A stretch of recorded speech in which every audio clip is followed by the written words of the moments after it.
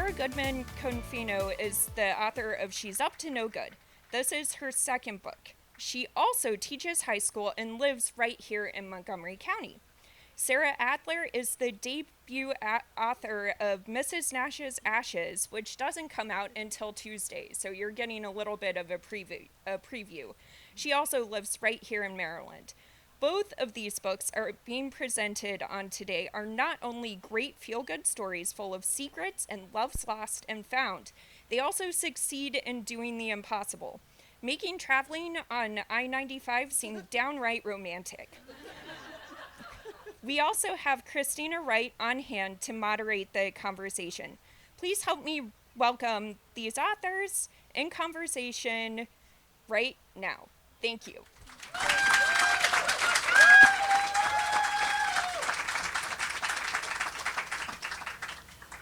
Hi, can everyone hear me? Those fans are loud. Okay, I'm Christina Wright. I am a writer, an editor, and a book reviewer. I write a romance review column for the Washington Independent Review of Books, which is a sponsor today. And I have the pleasure of interviewing two people who I've never met before and whose books, well, I happen to have, because I actually got an early copy of Sara Adler's book, which comes out Tuesday. And the way this was original, I don't think it's on any of the literature, but it was called Road Trip Romance. So, both of these books, I'm going to start out by, well, I know Sara over here is an English teacher, and you give writing prompts sometimes to your students? Okay. So, when you get a writing prompt in an English class and everyone gets the same prompt and you think everybody's going to write the same thing, well, in this instance, there's some prompts we could throw out here that both books share, but these books are completely and totally different in the most fabulous way. So, let me throw out the similarities. We have a road trip. We have beaches. We have a dual timeline story that goes back to the past.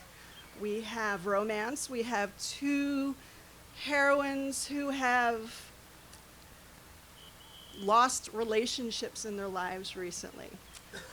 What else am I missing? We have an influential older character. An influential older character.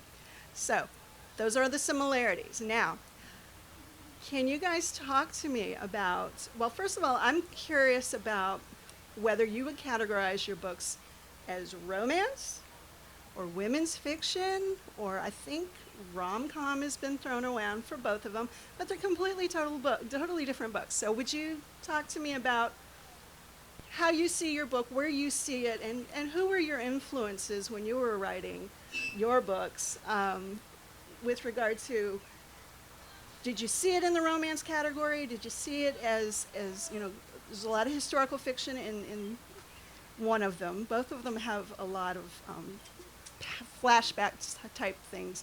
But Sara, yours in particular, you go back and forth with the grandmother story, Evelyn, and we see her perspective a lot, whereas in Mrs. Nash's Ashes, I don't think it's a spoiler to say that Mrs. Nash is deceased at the beginning of the book. But we do see flashbacks into her story. At the end, you find out how that's worked out. But tell me about where you see your books in terms of genre, and as you were writing, were you keen on the tropes of romance, or how that went? I'll start. I actually did not think about genre once until I was finished with this thing. I was signed under a women's fiction imprint, and it really grew out of my first book. So the grandmother character in She's Up to No Good was the grandmother in For the Love of Friends, and everybody loved her.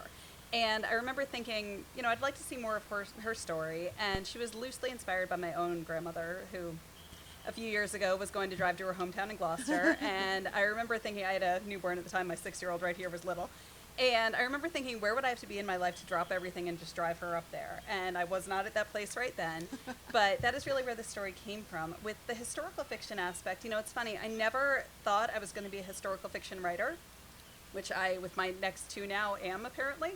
But it is a lot of what I read. So I do read every genre under the sun. Like, I'll switch between Jane Austen and Stephen King like it's nothing. But Beatrice Williams is one of my favorites, who does a lot of dual timelines. Right. Mm-hmm. And she has that sassy older character.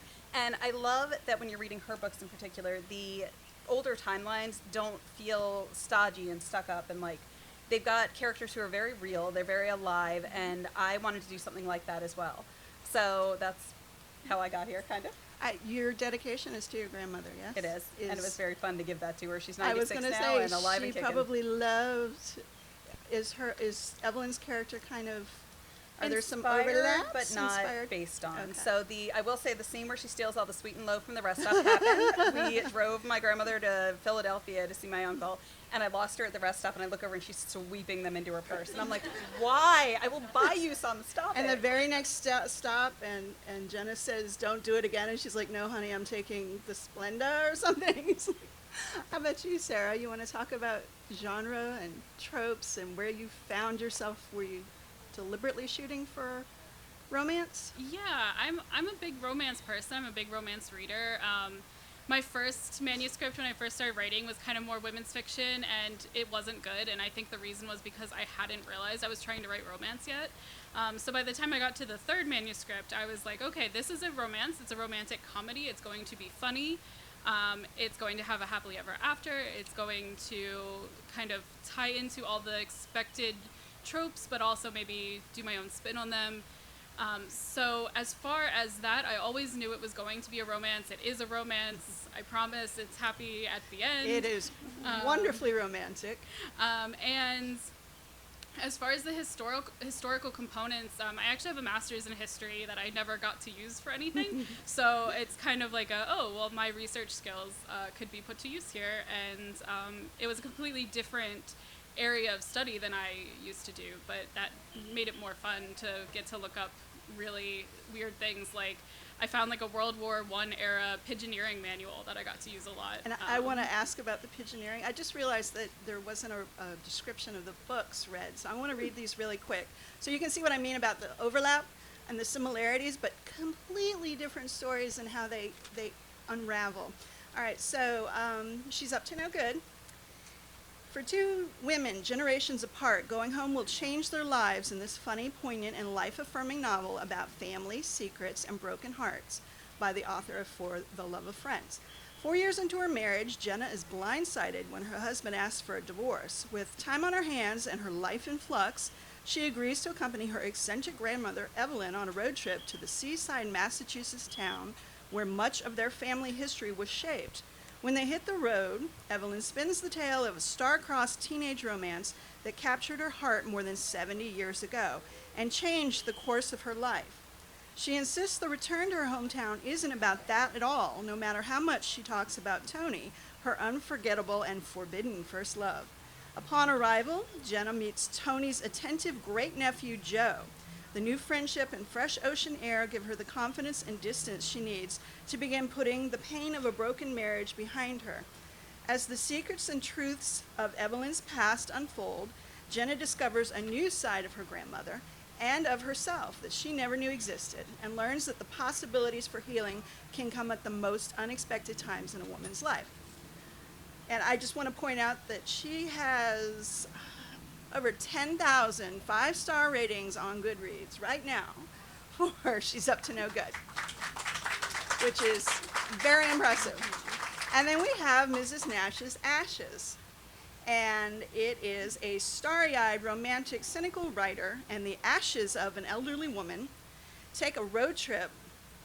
Oh, I'm so sorry, misread that. A starry-eyed romantic, which is Millicent, a cynical writer, which is Hollis, and the ashes of an elderly woman take a road trip of a lifetime that just might upend everything they believe about true love. Millicent Watts Cohen is on a mission when she promised her elderly best friend that she'd reunite her with the woman she fell in love with nearly 80 years ago. She never imagined that would mean traveling from D.C. to Key West with 3 tablespoons of Mrs. Nash's remains in her backpack.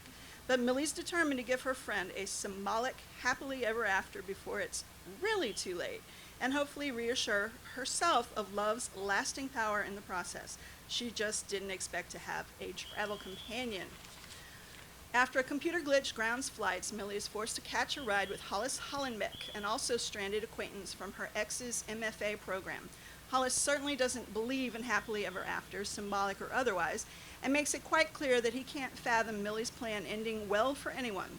But as they contend with peculiar bread and breakfasts, unusual small-town festivals, and a deer with a death wish, I love that scene, Millie's beginning to suspect that her reluctant travel partner may enjoy her company more than he lets on, because for someone who supposedly doesn't share her views on romance, Hollis is sure becoming invested in the success of their journey.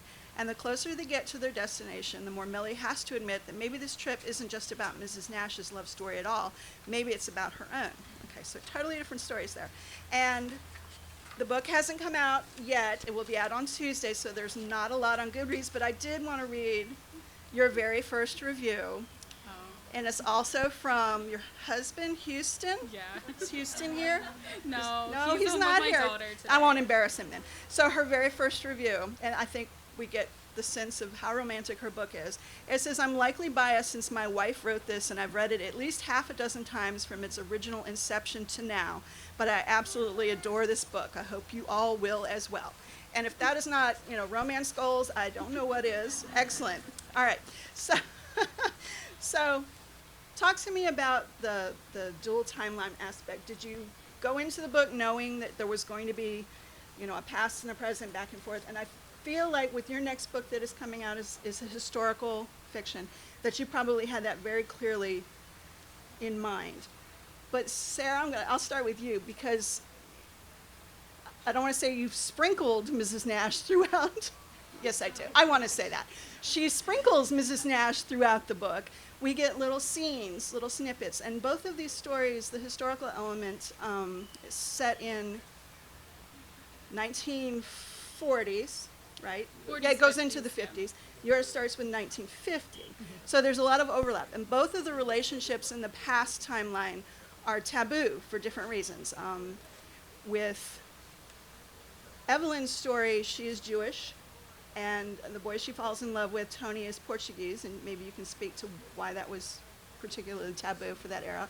And with Mrs. Nash, she fell in love with a nurse named Elsie while she was stationed in Key West with the Navy, right? All right, can you talk about, well, first of all, talk about, did you come at it from there's going to be two perspectives. I'm going to go in the past. We're going to talk about, what's happening with the character that's been, this inspirational character. And then also, why the taboo element? Why couldn't, was there a particular reason for that element in the book? So let's start with you, Sarah. So I knew that I needed to explain Mrs. Nash's story, and I wanted to do it in a way that was kind of interspersed, because it is a funny book, I promise, but it's also about grief. And so, when you're remembering somebody, you kind of have these, little flashes of memories, and I wanted it to kind of reflect that. And so, at first I was like, okay, well, the obvious answer here is letters, but, even though I love epistolary stuff, I don't feel like I'm very good at making it interesting. And so I was like, okay, not letters. And so I decided to do kind of these full flashback scenes, and then loop them around at the end. I don't want to give away too many spoilers. And then as far as the sort of taboo nature, I needed a good explanation for why this didn't work out. I didn't want it to just be this could have worked out fine and they just miscommunicated back in 1945. And so I knew it had to be something that was a legitimate obstacle for somebody back then. And while writing, I actually kind of had an aha moment that I'm bisexual. It was if Mrs. Nash is, then I guess I am too, because this is also how I feel. And so I think it was also sort of a subconscious way to explore that part of me that I hadn't really thought about for much of my life, because I've been married for a while, and so yeah, it was also just kind of a way to connect with myself, I think. Just a follow-up question. Now, you've got Millicent, who was a child actor, and she has some trust issues in there, and her best friend in the whole world was Mrs. Nash.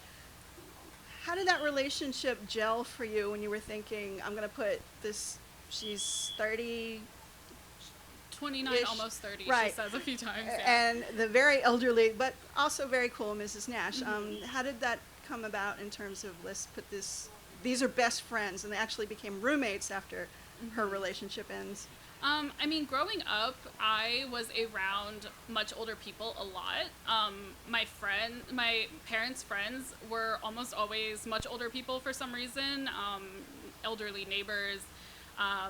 My grandma came to live with us for a short period of time when I was young, and then my great-great aunt in her 90s came to live with us for a few years, so I just spent a lot of time at nursing facilities and hanging out with my 90-something-year-old great-great aunt as a teenager, and so for me, that kind of relationship felt pretty natural. Is like, okay, well, there's lots of things that you could have in common with someone, even if they're much older, lots of things to learn from them.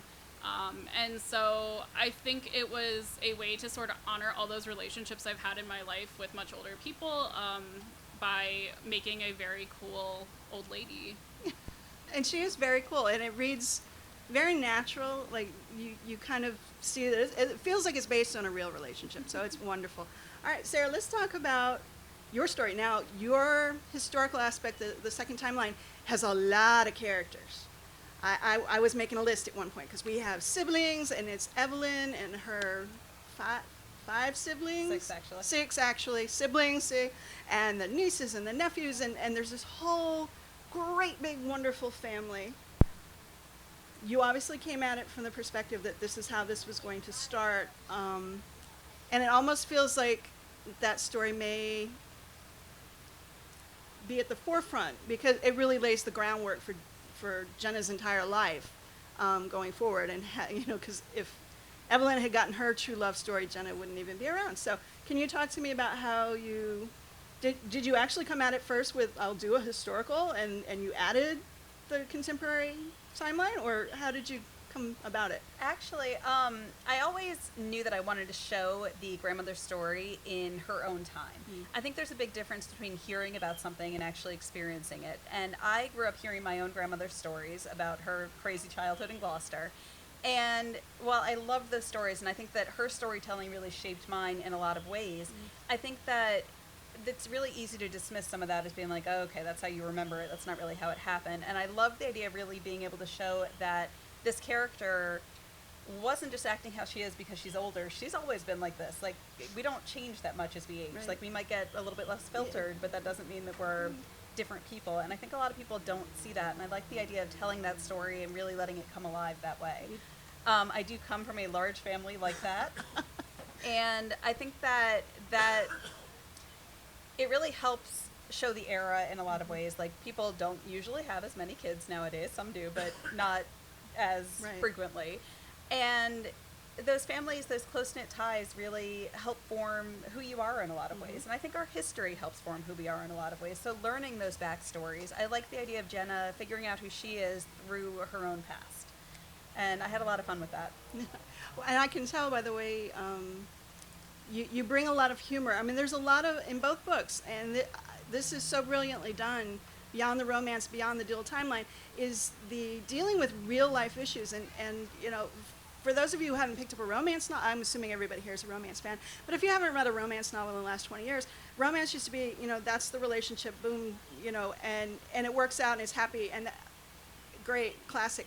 But we have stories here where it's not just the romance. We have them dealing with grief. We have them dealing with mental health issues. We have them dealing with family issues and coming to terms with their almost coming of age stories in terms of like, what do I want to do next with my life? So I see that in your story, but with regard to Evelyn, we can do it with Millicent's Mrs. Nash too. Both of the stories feature the taboo relationships, and I wanted to kind of address that with the Portuguese relationship that she had, or the relationship she had with Tony, who was Portuguese when she was Jewish, and her family is adamant that this is not going to happen. And with Mrs. Nash, Rose McIntyre was her last name. Her relationship with Elsie. In both cases, they fall very passionately in love with these people. These are their true loves. And I find it very interesting that in both cases, this was another similarity, it is the person they fell in love with that puts on the brakes and says, I'm not going to do this to you.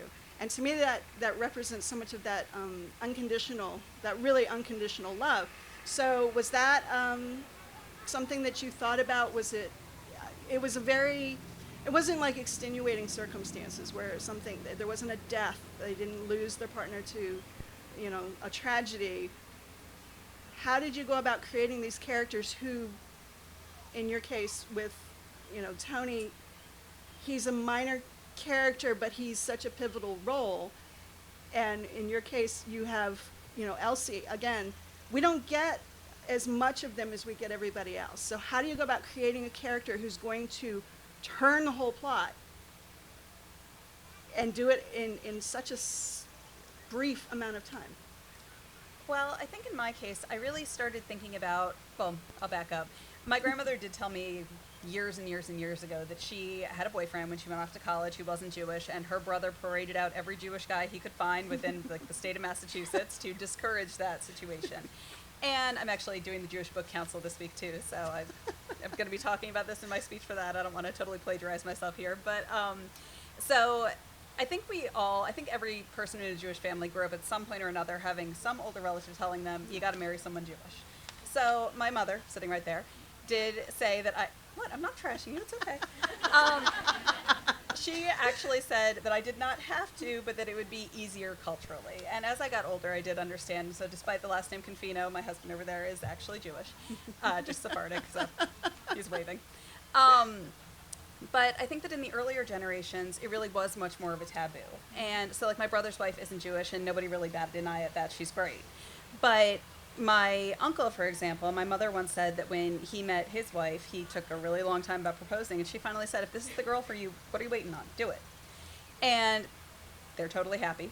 And I think that it's one of those things, and I actually, as I was writing it, started thinking about what made it be like that. And I realized that part of what may have been an issue at the time, so my earlier timeline starts in 1950. Well, if you think about what ended 5 years earlier, keeping the Jewish population alive really was a priority in that generation. And I think that even more so than just the cultural aspect of marrying within the religion really became a thing. And so in this case, that was something that was completely non-negotiable in that timeline. Like, it would not have been a thing.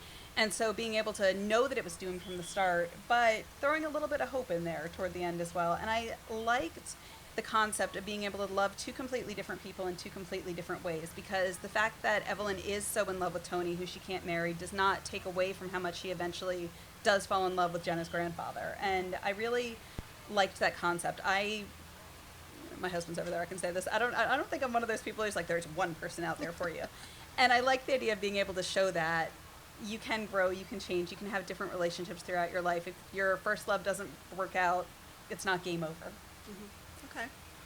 You want to talk about the taboo aspect of the relationship you've already kind of covered, but how do you build a character like Elsie, who Rose was very much in love with her, and it was a mutual relationship, and there's kind of a miscommunication with the letters later on, but at least initially, Rose thinks she's ready to throw it all away, throw away her reputation and deal with the stigma of loving a woman in this era.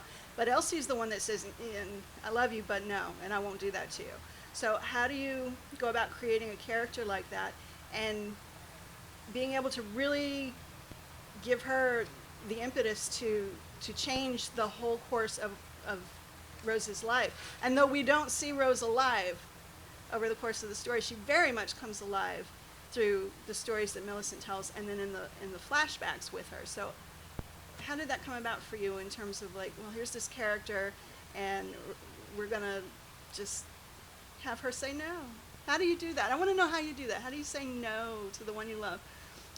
I think it was important to me to reflect what would be realistic in that time, and Elsie is a lesbian, so she knows that like she's not going to be marrying a man and doing that. She knows that she'll probably remain unmarried her whole life, and she's, probably grown up knowing that for a very long time, and she's kind of at peace with it. But she sees Rose, who has confessed that she wants a family. She kind of wants a more traditional, she comes from a very traditional household in Wisconsin. She's like, I do want kids, like I want, the whole thing I was raised to expect.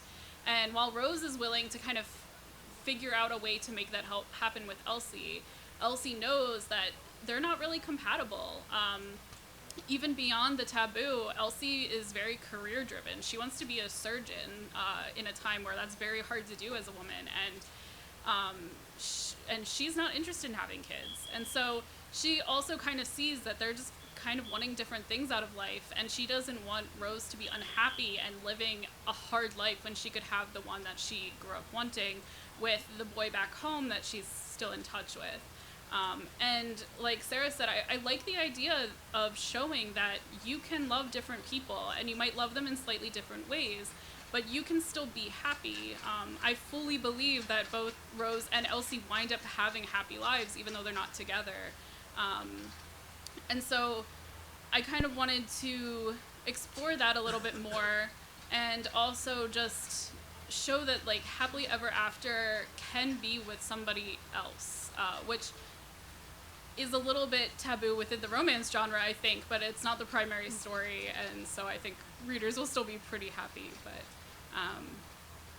yeah, I wanted Elsie to be very pragmatic. She's a very pragmatic lady. Really. And she says at one point that she would rather Rose be happy without her than miserable with her. And some of that might have stemmed more from fear than true selflessness, but, you know, we have lots of motives for a lot of things. True. Both of the books feature a road trip, but yours, the road trip is actually relatively short. So the time that she spends with Evelyn, that Jenna spends with her grandmother, is the story, but it's a relatively short. We're going up the coast to a small Massachusetts town that you invented, this town, and how do you pronounce it? Hereford. Hereford. Why not pick a random Massachusetts small town? Was there a particular reason? And you create such a, I mean, I want to go there. I want to visit there. It sounds lovely. Tell me about Hereford. So I originally was going to set it in my real-life grandmother's hometown of Gloucester, Massachusetts, where I had not been since I was 14, and I was writing this with a baby in a pandemic, so my now 3-year-old was a little guy, and so our research trip was just not happening right then. And I actually asked my mother to write out, she's going to kill me for saying this, I asked her to write out some of her memories because she spent every summer in Gloucester, and I was like, okay, don't focus on the family stuff. I'm not telling our family story. Don't give me the family stuff. Just give me about the town, what you remember. And she gave me 10 single-spaced pages about her family with about this much about the town. And I was like, this is wonderful. This is great for oral history type stuff, but it doesn't work for what I'm doing. And I'm, online. I'm researching Gloucester. And finally, my dad said, why don't you just make up a town? It's easier. And I was like, oh, that's smart. Okay, I'll do that. And so I searched. That whole area is either named after geography or named after towns in England. So I found one that did not have a Massachusetts town named after it, and that is what I picked. And so it's got a lot of real-life Gloucester and Rockport in it, but it's not. I didn't want to mess up the details since I hadn't been there in so long. And I think that really freed up the story, too. I think if I based it in Gloucester, I would have been stuck with some of our family lore. So my great-uncle was the mayor in Gloucester. There's a street named after my great-grandfather. I don't know if it's my great-grandfather or my great-uncle. Like, I think that I would have gotten tied down in some of those details, and I wouldn't have been able to create my own story. And I think that that really opened it up in a lot of ways, and I think it made it a much stronger story. And the town, I want to go there too. I wish it was real. The beach is definitely based on Good Harbor Beach in Gloucester. That I have a very sharp memory I need you to show me which, because I really didn't realize I'm from Florida, so you talk about Key West, I'm like, okay, Key West. But I actually thought it was a real town until after I read the book, and I'm doing a little background. I'm like, she made it up. Okay, but it's wonderful. It's really awesome. So if you go to Gloucester, you got to go to Farnham's for the clam strips. That's that's the real restaurant that I based the fake one on. Right, I got a pen. I got a whole list. You can email me. And okay, so you did the road trip as well, but most of your story is actually the road trip between Millicent and Hollis get stuck at the airport. All the flights have been canceled.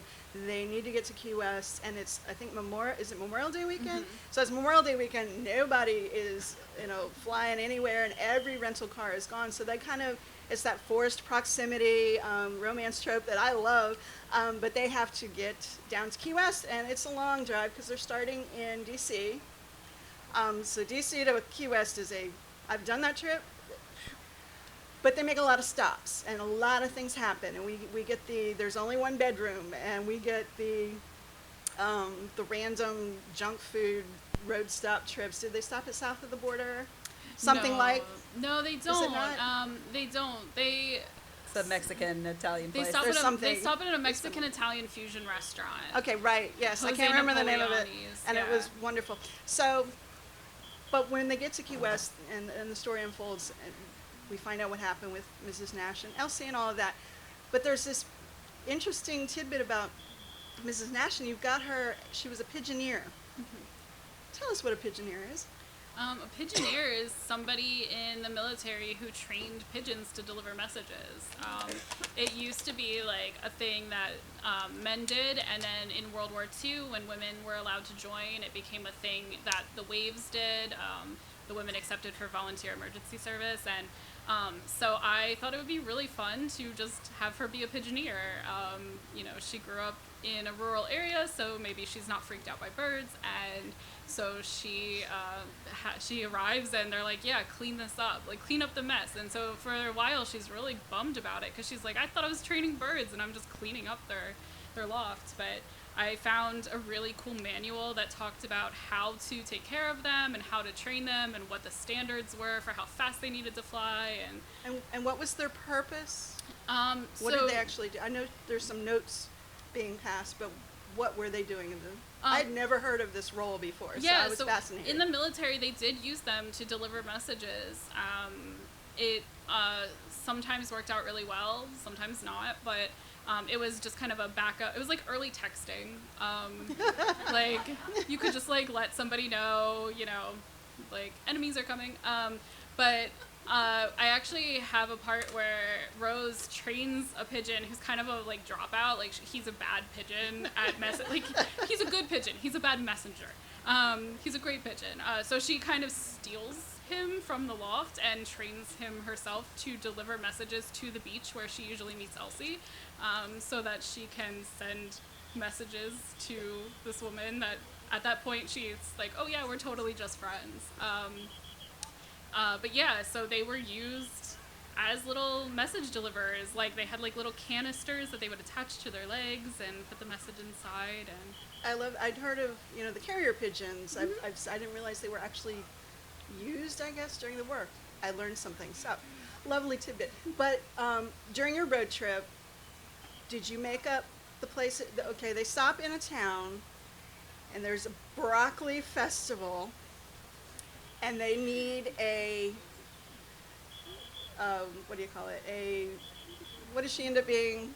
oh, so she winds up being the parade, the Grand Marshal The for Grand Marshal, the broccoli thank you. parade. For the broccoli parade. Because she was a child star, and because they need someone who has, some clout, so who's going to look good on social media. And she says yes because, there's a car on loan because of the deer that, with the death wish, and you've got to read it. It's awesome. I laughed halfway through this book. Is that town based on? Is there a broccoli festival I don't know about out there? There is not. I had to invent it. I had to ask because. I mean, there's all sorts of cool festivals out there if you look, but Gadsden, South Carolina, I made up. It's based on some of the really small towns in South Carolina I've been to. My husband is from outside of Columbia, and his parents both grew up in sort of like really rural, smaller areas, and so when I've visited his extended family, I've gone to places that have like dirt roads with like dogs running loose, and it's just like a very different place. But I wanted a place that didn't have any baggage, like historically, and also just like not have to be tied to the layout of an actual town. And so I decided to make a town of my own, Gadsden. It's based a little bit on a town I found on Google Maps because I also wrote this during the pandemic, so I did a lot of Google Maps searches instead of actual travel. As far as position and just sort of size. But yeah, it's a town, and they have a broccoli festival and parade, and Millie gets roped into being the Grand Marshal for the parade, and they give her a flower crown that also has broccoli florets in it. Because of course they do. And she's like, do you get it? It's a pun. It's a broccoli crown. It's like a crown of broccoli. And Hollis is like, I don't get it. It's not funny. And then, of course, I have to mention the bed and breakfast that they end up staying in because the motel is sketchy. The 25 pictures of Jesus on the wall, and they're like, Jesus is an astronaut. Jesus is... based on anything we've ever seen this before? I don't. I want to know that so I can cross that off my list of places to go. So, for a very short time, I worked at DC Courts, and one of my colleagues there was telling a story about how he had accidentally booked a really religious bed and breakfast on a trip. He had like arrived, and it was just very awkward because he was not religious, and it was just very uncomfortable. So I wanted to kind of take that to like a different level where it's just kind of And you too. very bizarre. And so they arrive at like 1 o'clock in the morning after this accident, and it's called the Mustard Seed Room, and they open it up, and there's like 25 paint by number Jesus portraits. Because the proprietor, Connie, it was like her pandemic hobby was paint by number Jesuses, and so she's like got them all over the room, and there's like all variations you can imagine. There's one of him in space that Millie is particularly intrigued by, and it does not exist, but I think it would be fun. Could probably maybe. commission one. Yeah, I mean, Millie's like, where can I get these? And she's like half Jewish. She really doesn't need that, but I think there's like an appeal to this. It's just very kitschy. I loved it. It was awesome, and it was such a detail that you wouldn't normally see. I mean, I could see them ending up in a frilly. I've been in the bed and breakfast that just looks like colonial Williamsburg just threw up everywhere. So I found that detail particularly interesting. This is your debut novel. This is your sophomore novel.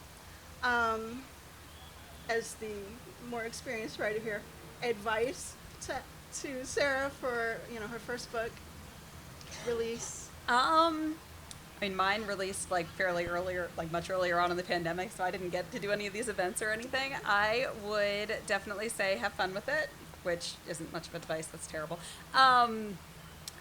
I don't have a lot. I'd say just keep writing, honestly. Like, staying grounded during that, like when you're still working on your next project, keeps you from freaking out and checking the numbers too often, because that is very easy to fall into, checking your Amazon ranking, like, hourly. It gets a little intense sometimes. I would advise not doing that if you can avoid it. I cannot avoid it. I'm, like, itching to check right now. Are you kidding? Like, I'm terrible. Yeah, just keep at it. Speaking of checking lists, how do y'all feel about reviews? We read reviews? I do. I know they say not to, and I'm terrible, and I read all You of have them. some really, I mean, those 10,000.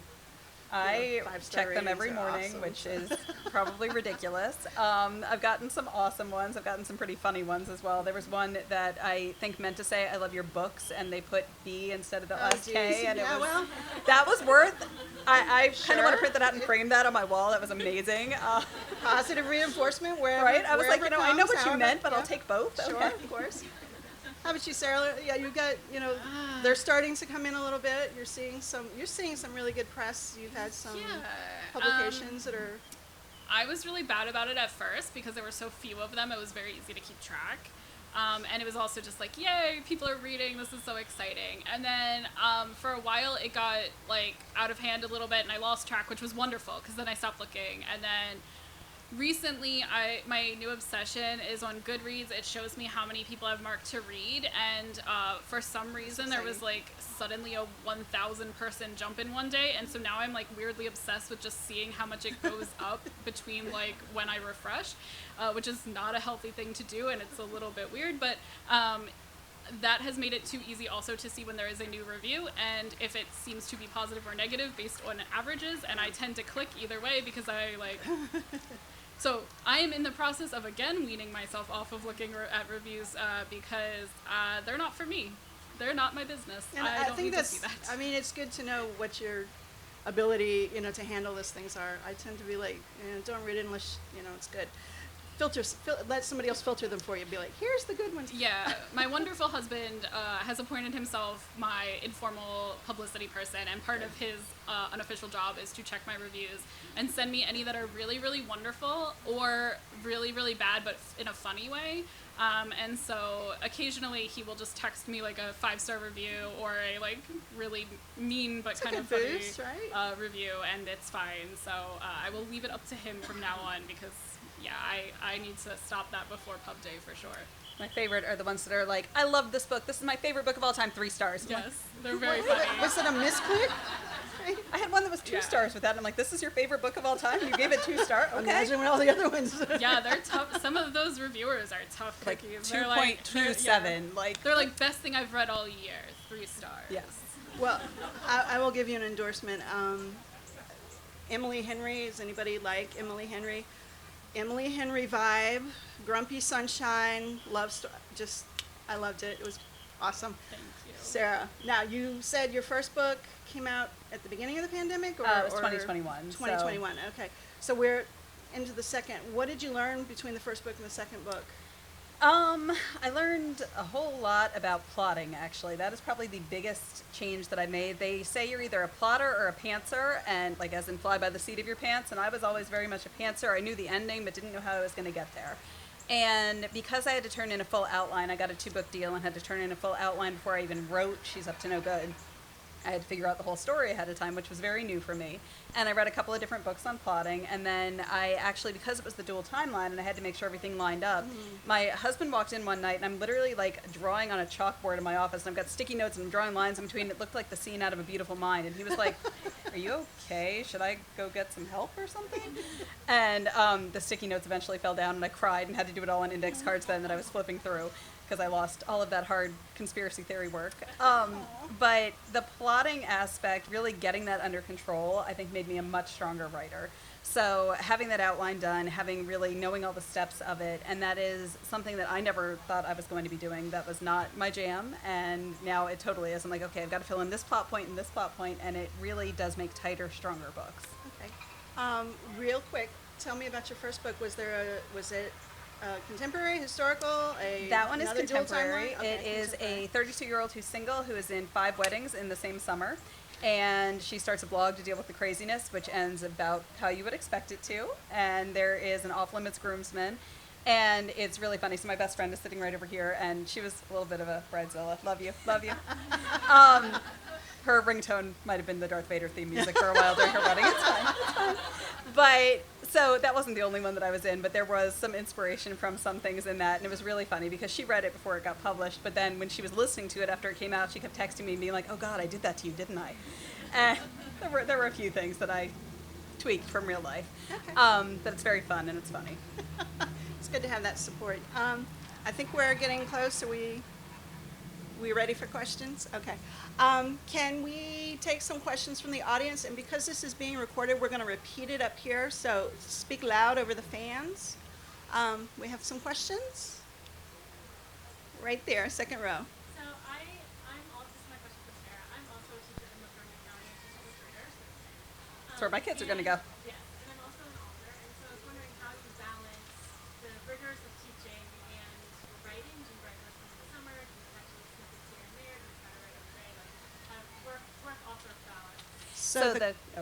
So the question was balancing the rigors of being a teacher, and a mom, with the writing life. How are we doing this? So that is the tricky part. Prior to having kids, summers were really my time to write, and the problem is that kind of evaporates when you have kids. So I really started writing after my kids go to bed at night. So I am hard on that 7:30 p.m. bedtime, which they are less hard on, which is fun. And that way I do get a good hour and a half in most nights when I'm working on something. And I really took my advice from Stephen King on that. He said in his book On Writing, if you needed another job, you would go get that other job and you would show up and you would do it. And writing needs to be the same way, because otherwise you're going to have a book that you're tinkering with that you're never going to finish. So you just got to sit down and make yourself do it. I work really well under pressure, so as soon as I have a deadline, especially, if I don't have a deadline, I'm going to go watch Ted Lasso and not care. If I have a deadline, that's what I did last night, actually. If I have a deadline, which is starting to get me into panic mode, then I can actually sit down and knock this stuff out. But you just need to button the chair and make it happen. And it's not easy. I'm not going to sugarcoat that and pretend it is. It is not. I am exhausted all the time, but it's starting to pay off and feels worth it. So I heard you mention that there's a third book coming out. What is the title and the release date of that book? We want to know what Sarah's third book is going to be. Title and release date, please. She was an alpha reader. She read it before I even read it.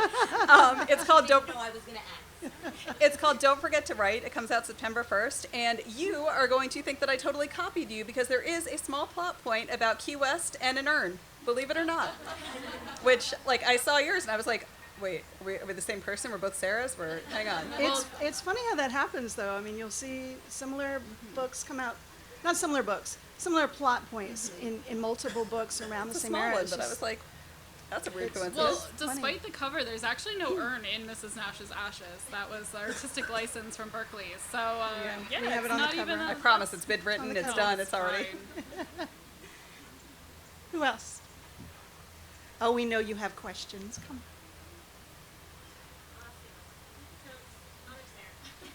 Are you planning a second book? Do you have one in the works? This is for Sara Adler about her second book and what her plans are. Yeah, so I was lucky enough to get a 2-book contract. So I do have another book that is tentatively scheduled for spring 2024. I can't say too much about it yet, but it is an enemies to lovers rom-com with a fake spirit medium, a hot farmer, and a ghost. And so I'm really excited to share more about that probably in the next few months. Can you tell me the setting? Where is it set? Is it It set in the is- Jesus room? No, it's set.